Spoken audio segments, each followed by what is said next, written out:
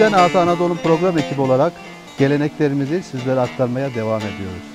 Mersin, Tarsus, Çamalan, Tahtacı köyündeyiz. Tahtacılar yüzyıllardır geçimlerini ormandan kestikleri ağaçlarla sağlamışlar. Bakın bir ağaç keserken bile ağaca saygıyı, ağaca sevgiyi nasıl yansıtıyorlar.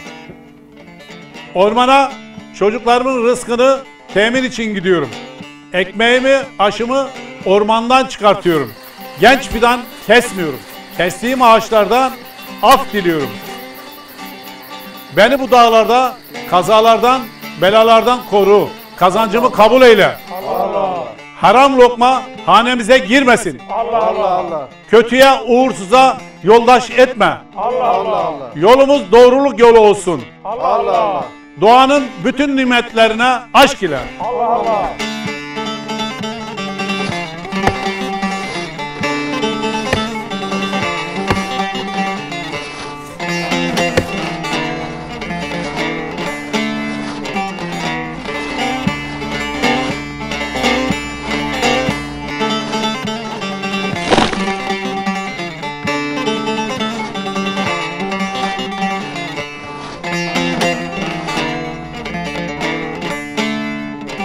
Doğanın bütün nimetlerine aşk ile. Allah.